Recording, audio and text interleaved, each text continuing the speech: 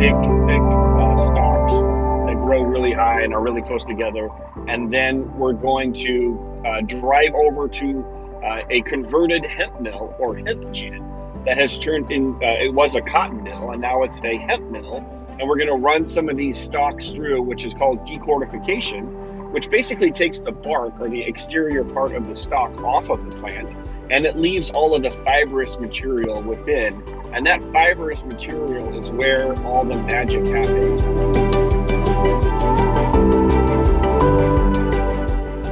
Welcome to the Miracle Plant Podcast, the show that inspires, promotes, and gives you a daily dose of inspiration from the people who have used cannabis to change their lives in extraordinary ways. Here's your host, Justin Benton. Welcome to the Miracle Plant Podcast, where we are talking about this miracle plant with so many names and how it helps people in such extraordinary ways. Today we have a very, very special episode. I am driving right now to the Hemp Field Day, where for the first time since 1994 in California, we are growing hemp for fiber. And what does that mean? Fiber is the things that you can make into other products like hemp wood, hemp plastic, hemp gasoline, hemp batteries, and the list goes on and on. I call this miracle plant also the green buffalo, because you can use it for so many different purposes. So today we're broadcasting live. I'm in the car getting ready to pull into the fields. The audio might not be perfect, but the content's going to be great. We're going to talk about this miracle plant and how it can help in so many ways, not only with our own bodies and brains, and it's the power of homeostasis and how it can help, but also what we can do with this plant, how this plant can clean up the soil, clean up the earth, and really take care of this beautiful planet of ours. So with no further ado, we have LaTara here, who's back again, and our producer and co-host Dan. I also see we have a great guest who's part of the Hemp Field Day as well. Brenda's down there. So Brenda, feel more than happy to come up on stage and chat. I'd love to. I've been trying to get Brenda on the podcast for what feels like years now, but I'm glad to see she's out there in the audience. So LaTara, Dan, how are you guys? How exciting out here for Hemp Field Day? I'm great. This is really exciting stuff. You know, we do a couple other shows, and I've had the opportunity to listen to a lot of different guests, and you know, from somebody that makes hemp wood to somebody that's working on superconductors to the fiber people who are using it to replace cotton for our clothing. You know, that's just scratching the surface. There are so many things, so many exciting things that are going to eventually we'll start to see. And it, like you said, it helps the planet. You know, my favorite story is from they planted hemp in Chernobyl after the accident, and a lot of that area has started to be non-radioactive because the hemp draws it all up and it eliminates it. It's just amazing how many things this plant can do for us.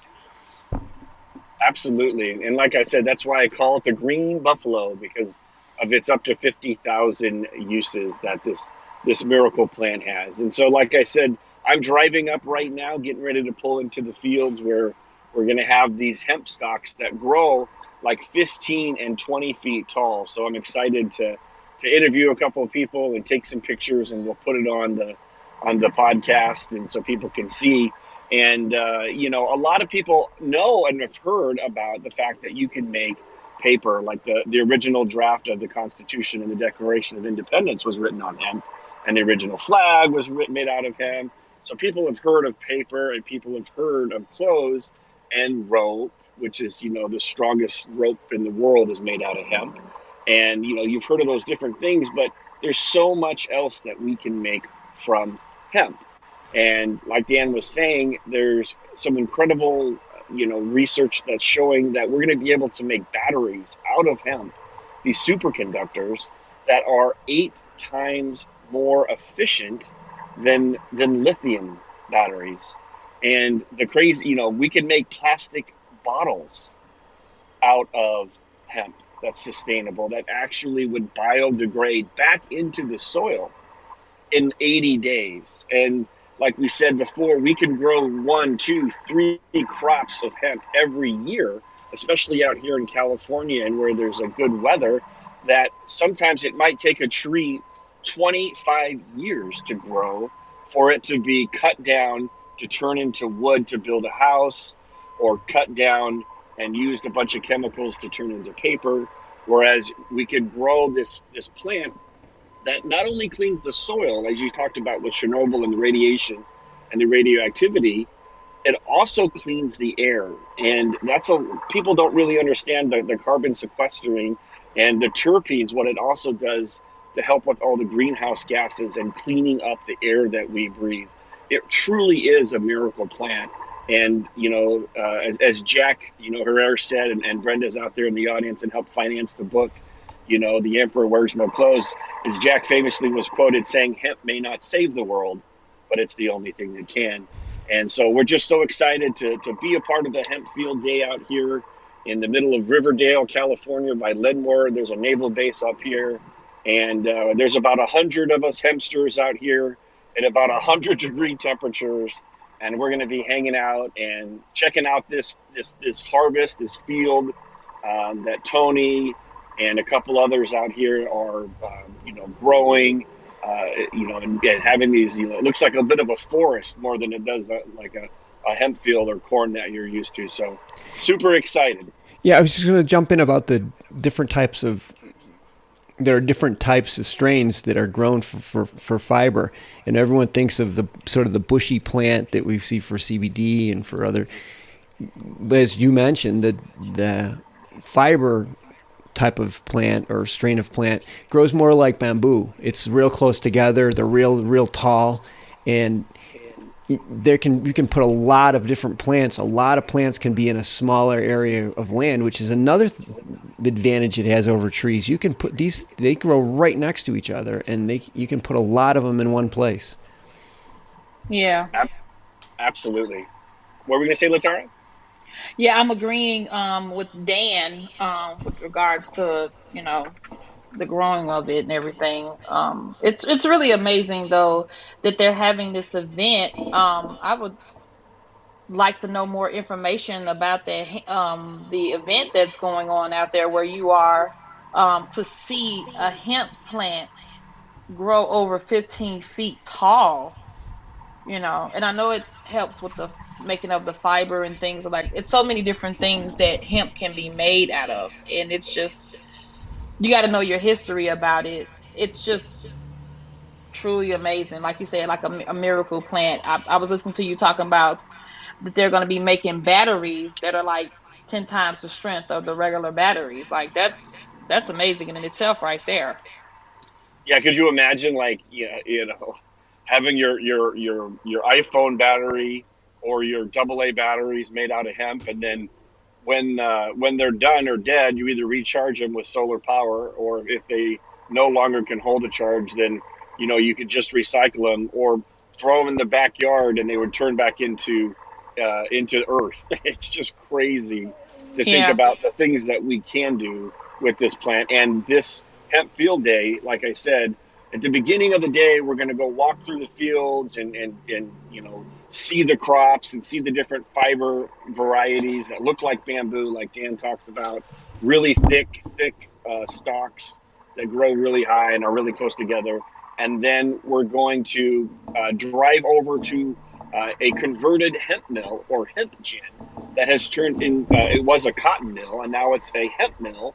And we're going to run some of these stalks through, which is called decortification, which basically takes the bark or the exterior part of the stalk off of the plant, and it leaves all of the fibrous material within. And that fibrous material is where all the magic happens for building materials, for batteries, for gasoline. The list goes on and on and on of what we can make with this, and no longer be reliant upon petroleum-based oils and chemicals and all of that crap that we've been so reliant upon for the last 100+ years. This plant, and actually Thomas Jefferson said it. I mean, he said point blank, hemp is what gives you national security. because you can do so much with it, including food.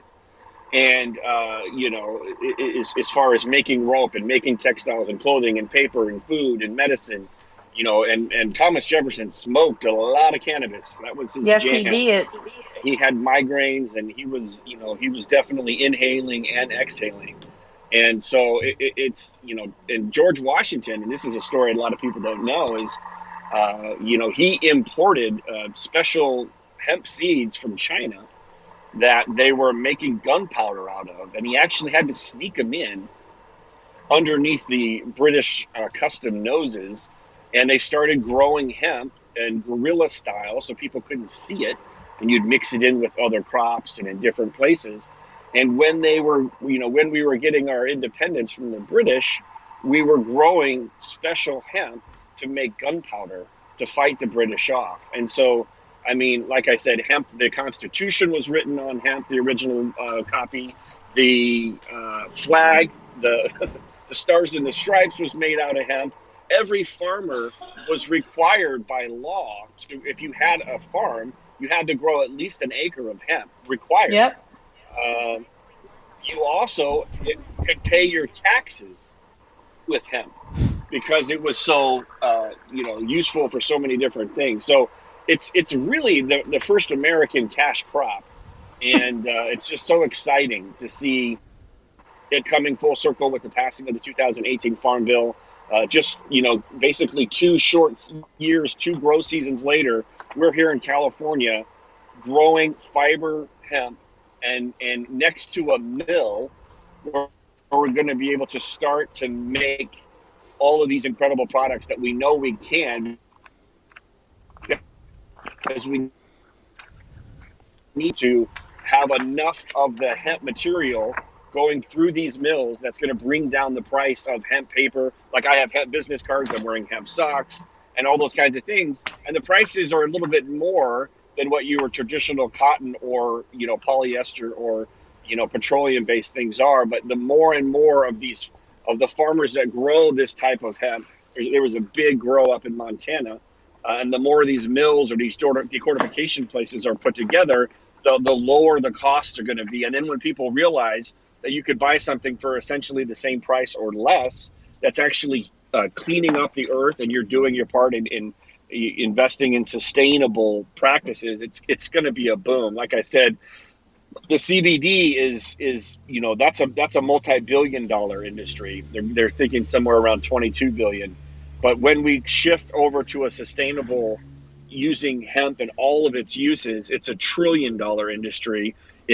There's carbon credits that are involved. There's tax credits that are involved. There's jobs, real jobs that people can do. You want to talk about bringing manufacturing jobs back to the United States? This is the thing that will do that, where people are actually harvesting and using this fiber material to make all of these different products that are U.S. grown hemp with U.S. manufacturing jobs. So this is an amazing, monumental day for us as we are doing this Hemp Field Day live out here in Lenmore, California. I'll be taking lots of pictures and some videos, and we'll be posting some things for everybody to check out. But it is certainly an exciting day, to say the very least. So Yes. Go ahead, LaTara. Make sure that you take plenty of videos if you can for me. I'm just so interested in it. And just so if I could give a little background about it so people are aware of the difference. The hemp plant and the marijuana plant are both the same species, but legally hemp is basically defined as a cannabis plant that contains 0.3% or less of THC. And the marijuana is a cannabis plant that contains more, right? It's 0.3% or more THC, just so people would know the difference between hemp versus marijuana. Correct. It all comes down to the THC level. And that 0.3 was just an arbitrary number that was thrown out. At some point, we're going to get that number back up to 1% THC. So there's more margin, so farmers don't have to sweat it out whether or not their crop is going to, be underneath the 0.3 or whatnot. So that's definitely coming. And at some point, there's a lot of great people like Doug Fine out there who I was chatting with this week. Mm-hmm. We're gonna throw that number all the way out, because it's the finished product that really matters, and the farmer shouldn't have to worry about keeping a certain level of THC if all we're doing is growing it for fiber or growing it for medicine. It's the finished product, excuse me, that matters the most. So, but yeah, they're all cannabis. It's all the same cannabis plant. Different strains are made for different things. Some are made for fiber that grow really tall and have really thick stalks. Some are grown for certain cannabinoids that can be more bushy, that are more of a traditional cannabis look. So there's definitely quite a bit. If we have any questions, I see there's some people in the audience out here on Clubhouse as we broadcast live every morning on Saturday at 10 a.m. Feel free to raise your hand and come on up, and we'd be happy to answer any questions.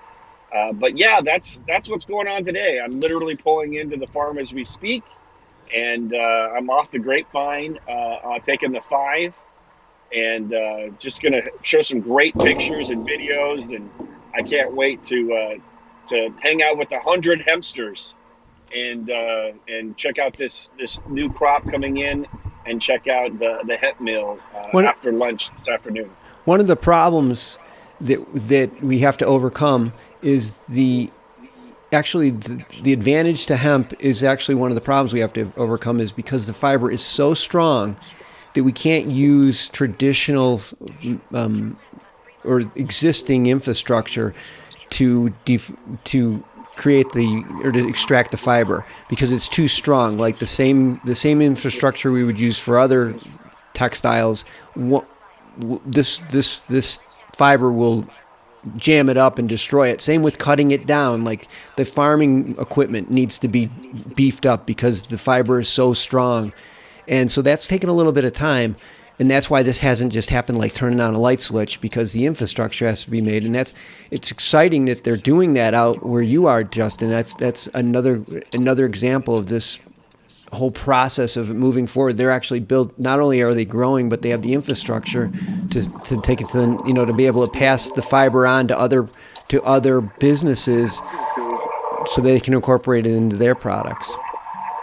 Yeah, absolutely. And that's the exciting part too, is that we have the field that I'm pulling into right now, but then we also have the hemp mill, the old cotton mill, and we're turning it into a hemp mill so we can, decordify and process this hemp.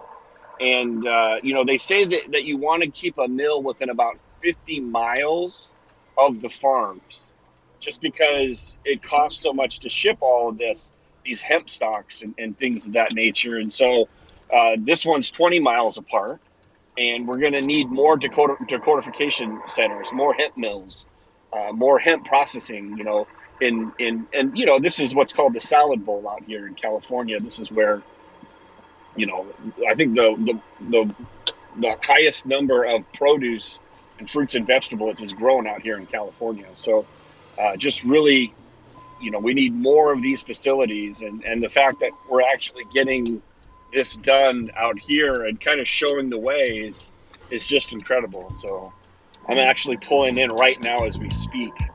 So I'm looking at a bunch of hempsters right now. Hold on.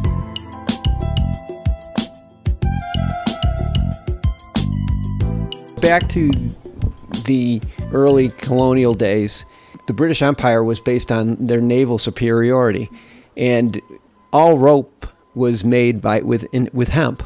And one of the biggest exports, and one of the main reasons that they were so interested in the U.S., from what I understand, is because of the ability to grow hemp here, and how, and as you said, everybody was required to grow it while we were still a colony of the British Empire.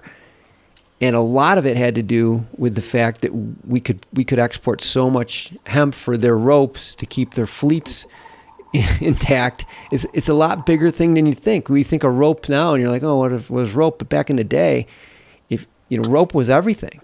So this is important. It's such an important product within our history or aspect of our country's history. Absolutely. Well, right now I'm looking at 15-foot high hemp. I'm going to take a picture and post it for you guys so you can actually see it here. And you can see some pictures here. It looks like a forest. Like I just took a picture. Let me put it on my Clubhouse so everybody can see it. And it's crazy, man. It's just so crazy that can you guys pull the refresh? And I had left a picture where you could actually see some cars, just to kind of give you reference. It's easily 15, maybe 20 feet high. If you I click see on my that. picture, click on the picture and zoom in. You see the pictures the cars next to it? Yeah, I see how tall it is. Wow, that's amazing. Yeah, it's not even in full harvest yet. So there's a whole bunch of us here that are pulling in, but it's not that bad. It says it's 87 degrees. So I was worried it was going to be 105, but Yeah, that's good weather. And it's amazing because hemp just does so many different things. I don't know if a lot of people are aware of all of the things that can be made with hemp, and it's a legal crop too. So I foresee so many more people getting hemp farms. Like it's gonna be crazy. well, and yeah, you can also grow the hemp for cannabis, or excuse me, for cannabinoids, and then you can separate, like you can have like 3 or 4 different piles. So you have your stalks that you separate out, and a guy comes by with a big flatbed truck, and he picks up all your stalks and takes it to fiber for processing, and you get paid for that as a farmer. And then you take all your flour and your biomass, and you take that and you send that off to a facility to get extracted, and you get your CBD and your CBG or whatever cannabinoids you're going for. And then you have the material that's after the extraction, which you could make like, chicken coop material and things like that. You can take the seeds and turn that into protein powder, and you can eat some of the best protein on the planet comes from this hemp seeds that have all 21 amino acids and the perfect balance of omega-3s and 6s and GLA, and it's the best food source on the planet. So so you can have all of these different, you can grow one crop and use it for 3 or 4 different things, and as a farmer get paid for it 3 or 4 different ways. And so that's all part of the understanding which genetics to grow and which temperatures and which climates, and we're all figuring this out together, and it's just so exciting that it's actually happening as we speak. One of my Yes, that is exciting. One of my favorite lines is with hemp. There aren't any byproducts; they're all co-products. Nothing gets wasted in the plant. They can use it for everything. It truly is the miracle plant.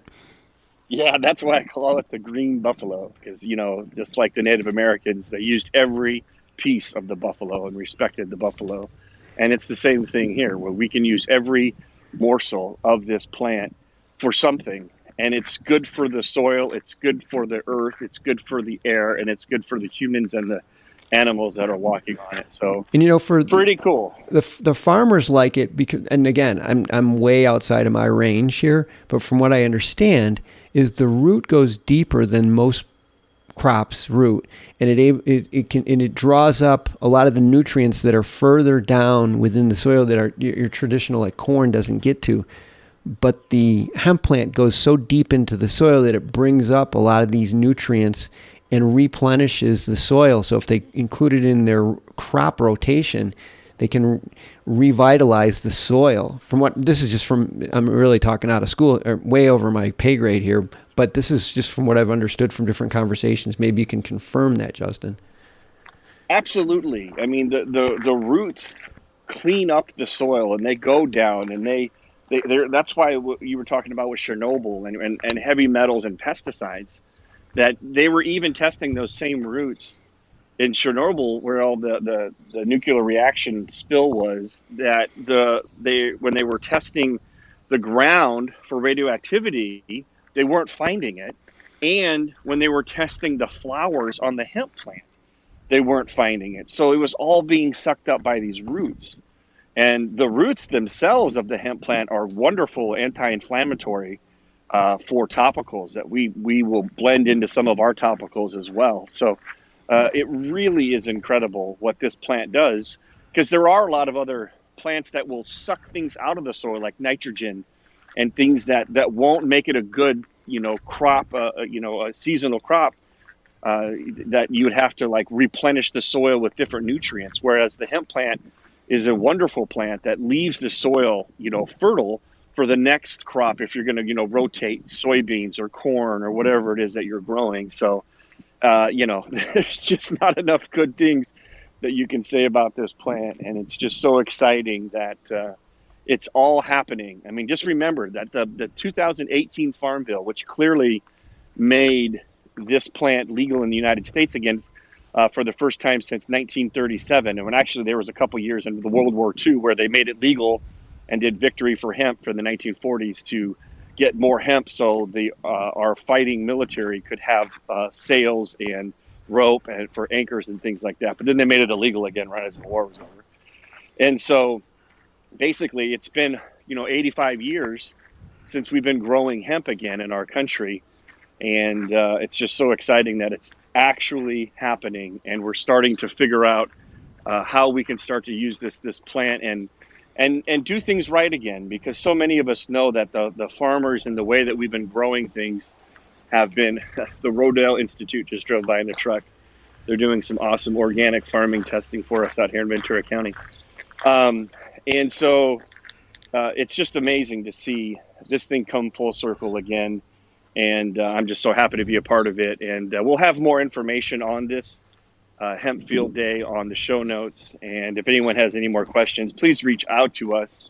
If you want to get some seeds to grow some fiber, if you've got some farmland that you want to figure out how to use this, we're just so I'm here to help any way that I can. I work with a lot of farmers out here in California, and whether it's education or connecting people that want to be connected, I'm here to help any way that I can. So any final comments or anything before we wrap up today, guys? Well, I want to just follow up on what you just said for helping out if farmers are interested, because you want them to talk to somebody who is an expert, but is also somebody that is not going to take advantage of you, because I know there's just a lot. This is one of the big problems within our industry, and that's why Justin is such a good advocate for this, because he doesn't have a dog in the fight. He can tell you what's going on and can point you in the right direction, and I think that's the place to start, just with a friendly face, somebody that can give you point you in the right direction, because you want to get off to the right start, and it's so important in this industry to get off to the right start with growing hemp, right, Justin? Yeah, absolutely. You want to make sure that you're working with people that can absolutely help you and point you in the right direction, and you want to talk with experts that have grown the product before, especially in your neck of the woods, and that have literally you've seen it happen before. And so there's a lot of the leading experts are out here right now as far as hemp farmers. And like I said, this is the first fiber crop that I've seen in California, and the first one that we know of since 1994. So I'm going to be learning a lot today. And getting a handful of seeds, and I have some fiber seeds and connect people with fiber seeds. And if you're looking to get really scaled, I've got some good companies for you. But again, I just hope this was an opportunity for people to understand that it's not a hypothesis anymore. It's not in the future. It's actually happening now. So if you want to be a part of this movement, this fiber movement, please reach out to me or Dan, and we'll point you in the right direction, whatever it is that we can do to help. There's going to be a lot more events like this coming up, just the fiber side, the harvests and education, and growing different varieties on your farm. So just be sure to tune in, and if you have any questions, you can reach out to me. My email address is jbenton, BENTON at 101cbd.org, and just shoot me an email with any questions. If I can't answer it, I will point you in the right directions and find an answer for you. So, and maybe you can talk to some of the people that are attending this event with you today, and we can have them on next week, and you can give us a recap of what happened, because it just sounds so exciting. I wish I was there. Yeah, well, it'll be fun, and I'll take pictures and videos and maybe get some interviews going, set up for next week. It's a good idea. And I'll let you know how it's going. It's going to be exciting. So wonderful, wonderful. Well, I want to thank everybody for joining us this week for Hemp Field Day Live out here in Leadmore, California on the Miracle Plant Podcast Show, live on Clubhouse at 10 a.m. If you like this show, please review it, please share it, and make sure that you keep tuning in every week, as we'll keep talking about this miracle plant with so many different names and how it helps people in so many extraordinary ways. So thank you again for joining us, and we will see you next week, 10 a.m. on Clubhouse Live. And have yourself a great week, and can't wait to go ahead, Dan. I was just going to say, don't we usually end the show with something? Yeah, well, on the count of 3, we always say heal the world. And let's not forget that. Yeah, we're literally healing doing the world. We're healing the world as we speak right now. So on the count of 3, unmute your mics, and we say heal the world, because that's what this plant does, and that's what our mission is here at the Miracle Plant. So on the count of 3, let's say heal the world, because right now, that's exactly what we're doing. 1, 2, 3. Heal the world. All right, guys. Everybody have a great day. Have a great weekend. Justin, have fun and take plenty of pictures and videos for us. I will. Yeah, stay tuned. We'll have lots of pictures and videos and interviews and exciting times out here in California. And thanks again for joining us, and we'll see you next week, everybody. Take care.